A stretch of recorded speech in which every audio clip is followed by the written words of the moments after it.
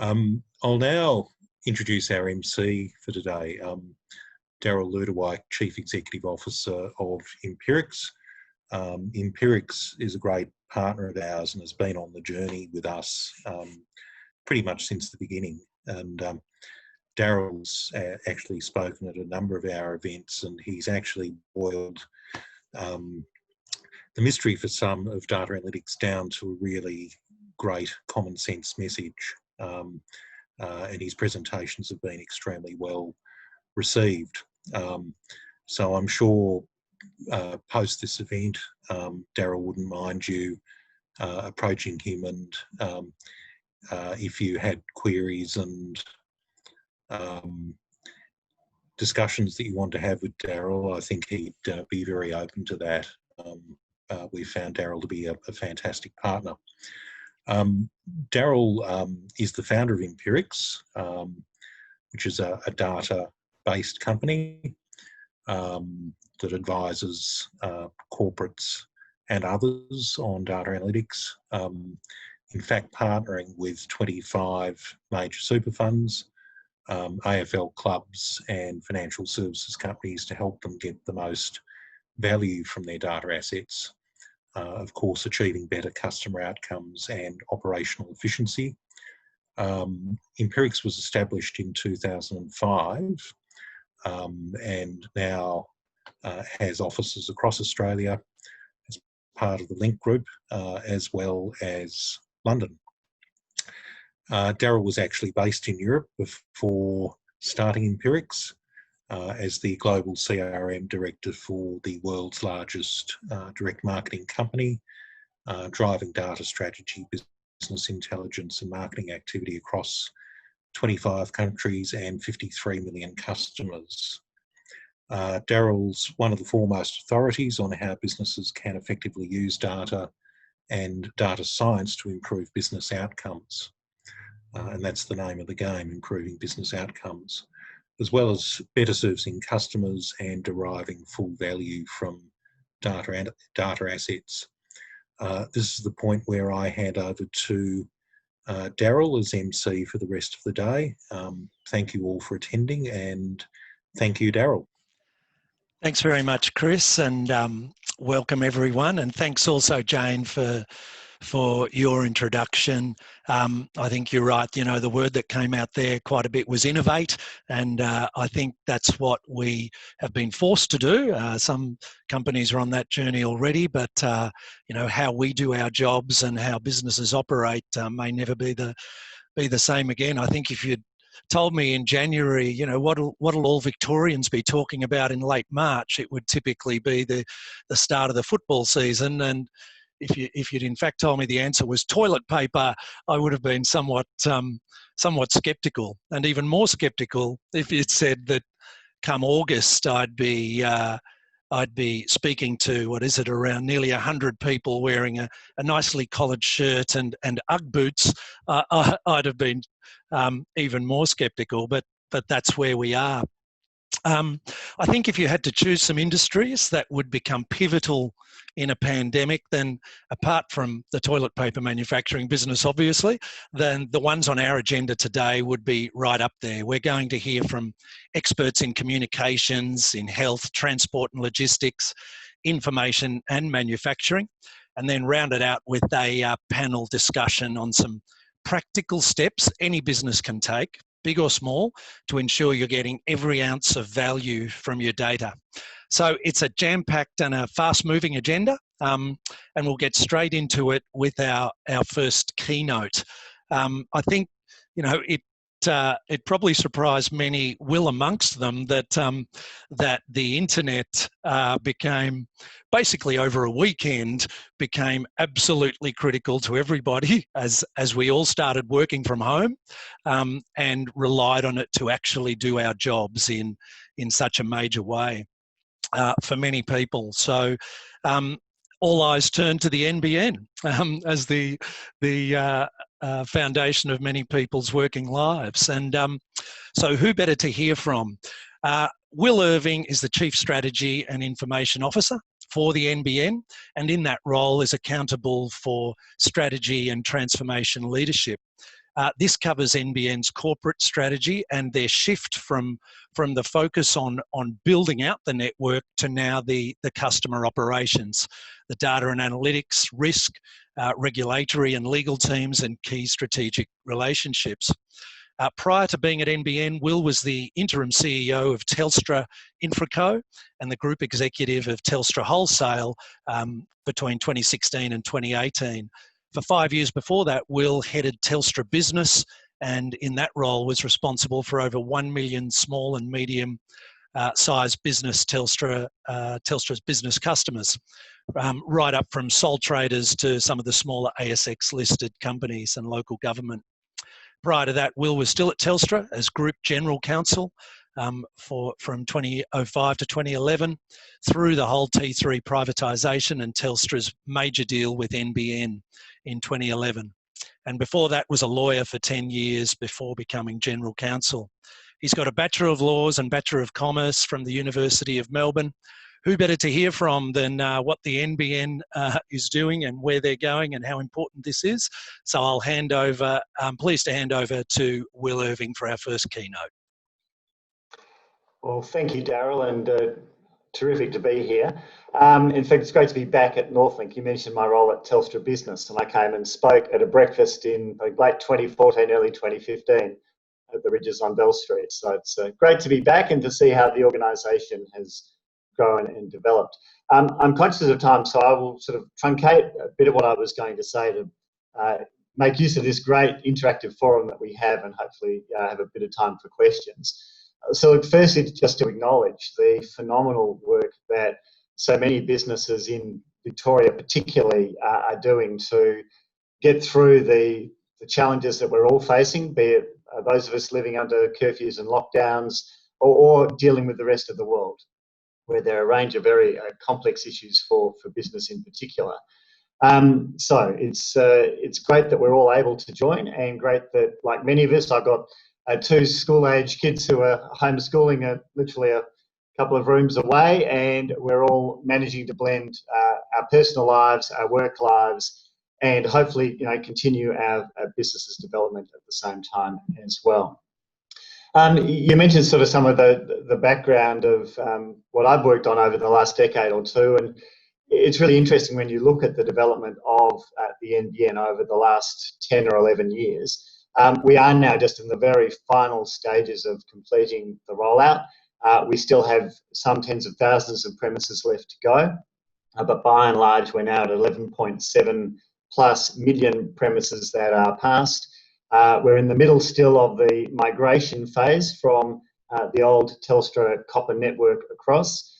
So we have now more than 7 million customers actually connected, and we expect to end up with more than 9 million by the time the migration period finishes in around about 18 months' time.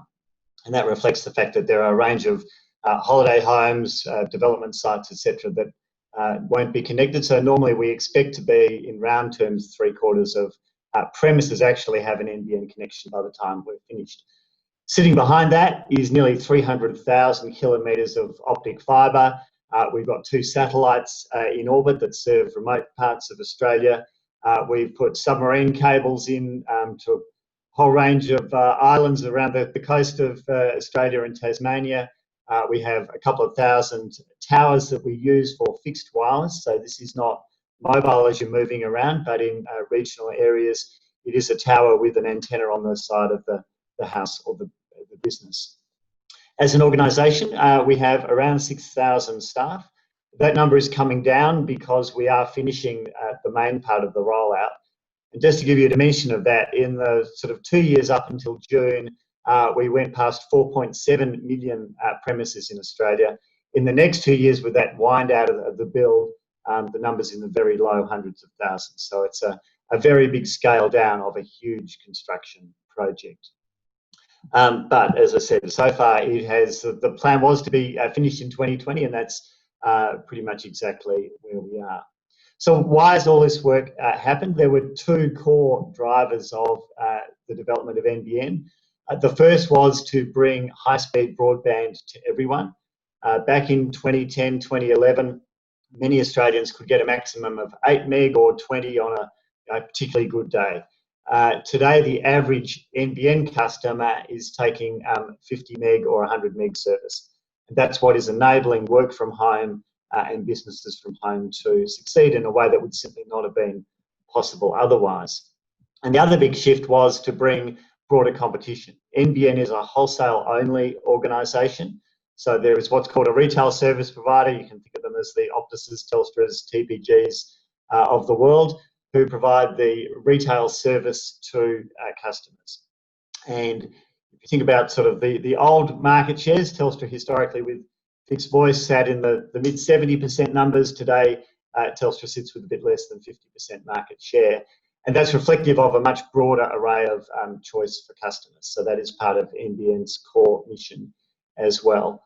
And what that's led to is really an explosion in the way that businesses can interact and the way that now business to consumer can work.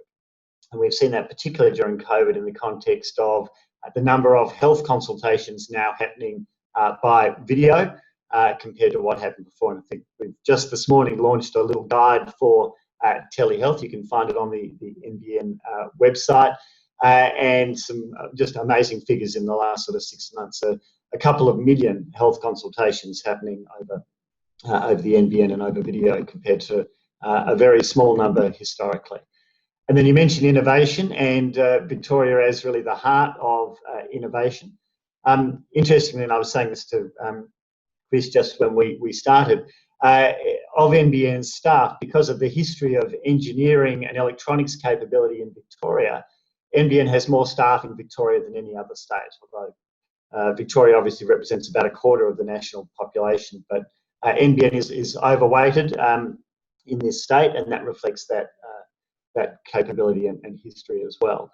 And probably leads me sort of neatly into what is sort of happening as we look at Victoria and, again, the NBN's role in helping to enable the growth of ICT.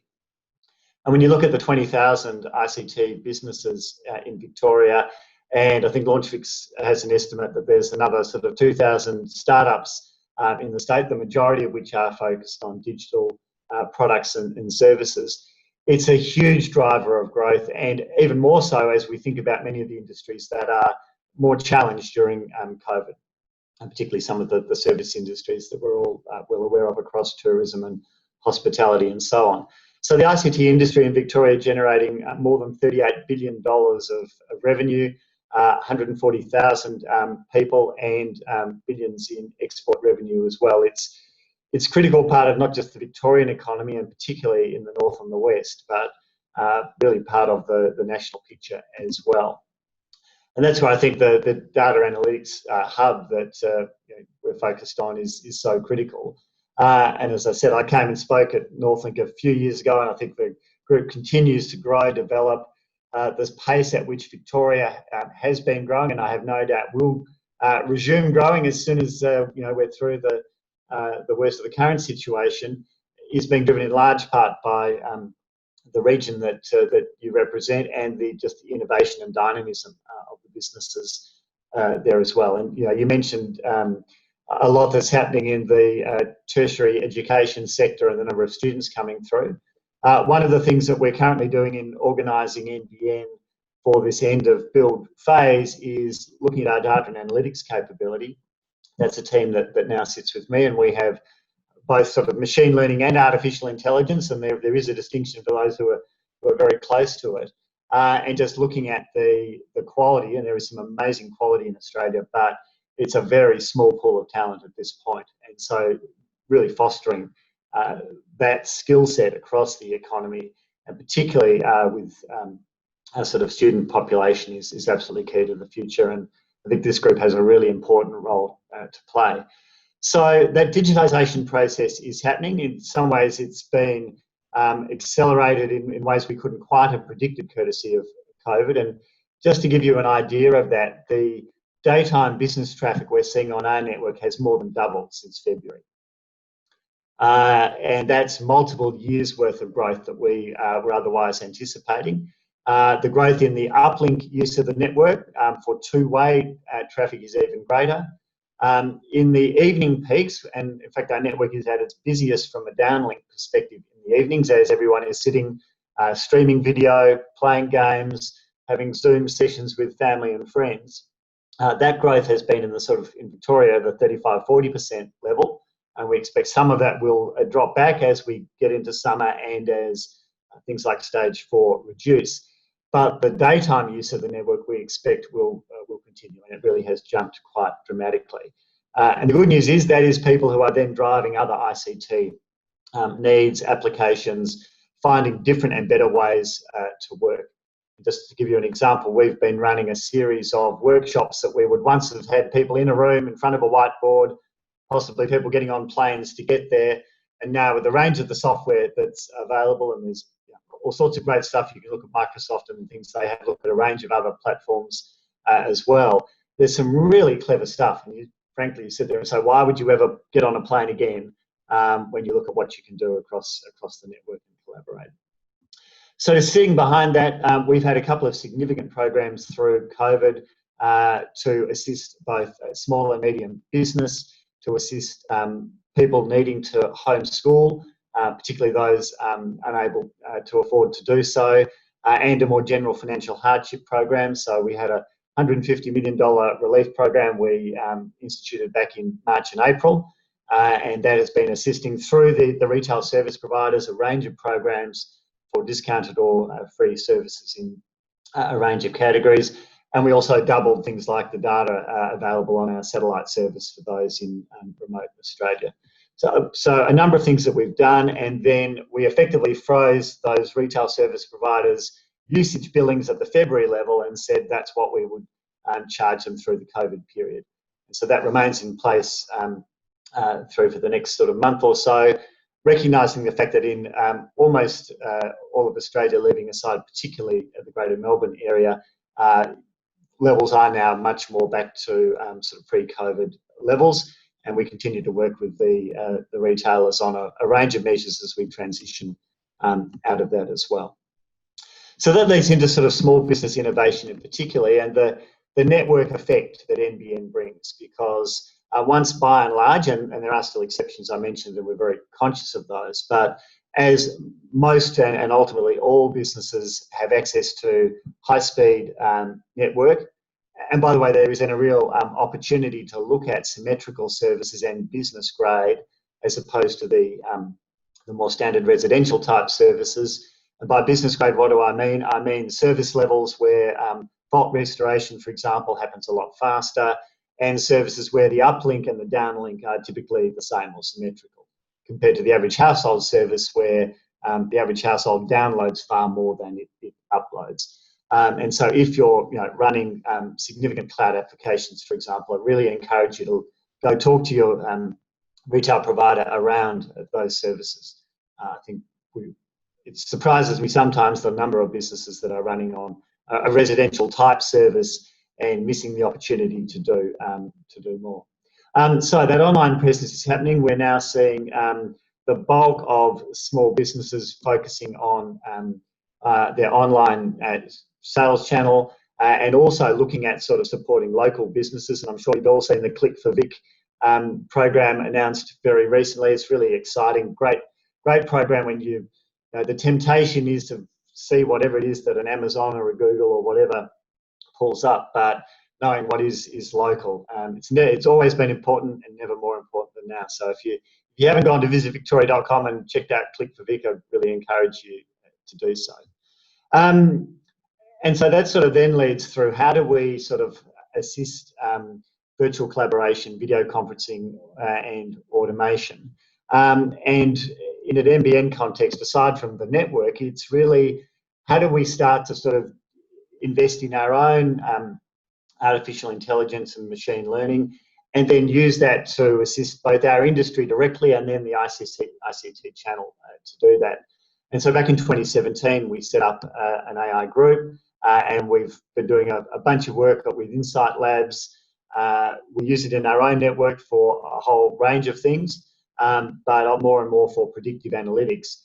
When you think about the scale of our network, we literally have a couple of billion data points that we collect out of the network each day. The sifting of those is all automatic, as you would expect. And what we are doing more and more, but we are in the early stages, is effectively trying to get to a predictive model to see where, based on everything from weather patterns to usage patterns to activity that we know is going on, to get ahead of potential disruptions to the network. Because ultimately a service that works 100% of the time is the goal that we're targeted at. So that gives you a bit of a sense of what's happening. And then on innovation, often the times that are most challenging also bring out the best, particularly the best in business.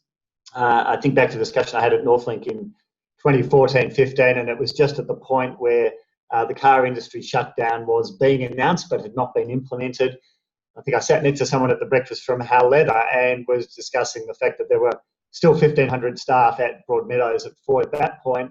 But really the sort of ancillary industries, the parts and the focus that was shifting away from sort of what I'll call the full automotive manufacturing into where the real sort of niche opportunities were for Australia. And in fact, a very exciting view of what the export market was going to look like. And almost we sort of needed to move on in order to be able to really capitalise on the future. And in some ways, COVID and the experience of being digitised perhaps faster than was planned is a key opportunity for Australia. But I think those lessons, if I look at NBN as a national organisation, are being learnt more here, and because they've had to be. But as the old saying, if necessity is the mother of invention, well, there's innovation, and that's where I think we are. So Daryl, great to join, and back to you. Thank you, Will. Look, as a sample of one, we 3 teenagers in the house homeschooling, and I don't know if this is the experience of others, but at 3:35 each day, there's a definite spike of use of movie streaming and Fortnite being played. So that gives me a bit of a test as I'm still working, but everything's holding up pretty well. So thanks for that. I think there's a question there that's come in from Chris. It's just gone off. James, were you reading the questions? I'll be taking care of that. Thanks, Daryl. It's Tyler here from Northlink. So a couple of questions that have come through. First one, Will, just to go over again the stats on the NBN on how many kilometres of cable and the number of satellites that's happened. Yeah, so we have 2 satellites that NBN has launched. We also make use of a 3rd satellite that we sort of use capacity on, but is not one of ours. And then it's 290,000 kilometres of cable that's been built across the country.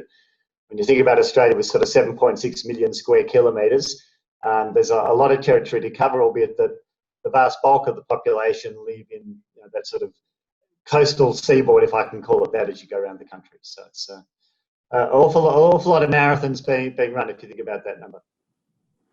Great, thanks for the question. Do you have businesses that want a higher grade of connection, and how do you assist? Look, I think there are many. Again, because we sort of wholesale into all of the telecommunications companies, and there's now around 200 what are called retail service providers. Some are very focused on the business market, others focus on particular geographic areas. So again, I encourage you either come to the NBN website and you'll see a list, or just use whatever search function you use and go and have a look, or you may have an existing provider. But most offer a range of services. Again, typically the faster speeds, the more symmetrical, the level of sort of service level agreement that's there will change both the functionality and the pricing, but there are a range of options there. So I really encourage you to go and talk to either your existing provider or do a bit of shopping around. Great, thanks for the question. Another one that's just come through, as NBN co-finishes connecting up Australia to NBN, what will be focusing on next? How will Victoria feature in these plans? Yeah, so as I said, there is still work to do. We don't have everybody connected yet, and that remains a key focus. If you think about what the average customer is doing today, we've seen over the last decade the average household more than triple the amount of data that it uses, and the average speed jump in a pretty similar sort of measure. For a lot of small, medium business, that growth has been even greater. And so the focus for us is on the longer range plans for upgrading the network. And that happens in a whole range of different ways. Sometimes it happens in the core parts of the network. And for example, back in February, March, as we do sort of talk to telcos around the world, we in fact initially were watching Lombardy in northern Italy, as they were the first place that went into a significant lockdown in a sort of Western world context. We saw about a 40% growth, and we started a multi sort of tens, $100 million program in our core network at that point to bring forward investment that was otherwise planned for later this year and into next year to add capacity into the network. So it's often that sort of what I call thickening of the pipes upstream. And then there are a range of plans to bring forward faster speeds at if we think about it, the individual customer connections. Those are things that we continue to work on at appropriate time. Hopefully you'll see some announcements around various of those plans. Victoria, as I mentioned, is a core part of that. It is not only a quarter of the national population, but as the hub, as we see for so many things. And Melbourne is the biggest port in the country, for example, and with ICT significantly based in Victoria as well. It's an absolutely core focus for us. If you go way back to the start of NBN, Brunswick was one of the first 5 areas in the country to get fibre and where the NBN rollout started. And that reflects the importance of Victoria and the importance of sort of the Northlink region to the future of the country and NBN. Great, thanks for the question. I think this is, here we go. What is the sweet spot for speed for most businesses? We're based in the regional Victoria and have 400 megabyte a second on a HFC connection. Are we able to achieve what we need for a recovery with the current offered speeds from the NBN network? Yeah, I think certainly 400 meg is a very, very good speed. We have a sort of ultra fast category, which is where the 400 meg would sit. So that's faster than pretty much anybody at home these days is getting. We have a couple of high-speed products, but they're not yet available to a significant number of people. Part of that upgrade plan that I mentioned is over time to add that sort of multi-100 megabit capability to customers. In terms of what's needed, the average residential customer today is typically is on a speed of 50 megabits as the sort of the downlink peak speed, and that typically comes with 10 or 20 megabit peak uplink speed. So that is working for most people. For businesses, it really depends on the nature of the business. For a lot of tradespeople, for example, that will be well and truly sufficient because really the work is not happening on screen other than the customer contact. It might be occasional bit of video, and for example, I'm sitting on a residential service today, and it's fine, and have been now for 6 months. Equally, if you're doing a lot of graphic file uploads, you're doing a lot of sharing of high definition video, and particularly if you've got multiple people in the same site as a small business, then typically you tend to need more. And if you're doing applications that have sort of specific time requirements to them, again, if you're a game developer, for example, well, you will typically need higher speeds to ensure that you've got the latency that you need. And Daryl, you mentioned sort of fortnight. Interestingly, the biggest times we ever have on our network are when the game providers are doing uploads for new components or patches to their games. That's where our network really is phenomenally busy. And to give you an idea, in the last sort of 3 weeks or so, we've had the busiest few nights on the Australian network ever, and the busiest of them all was Wednesday a couple of weeks ago, and that was when Fortnite and Call of Duty were both doing game updates at the same time. Yeah, traffic was up sort of nearly 50% on what it had been back in January, February. So. Great, thanks for the questions. This will be the final question for Will.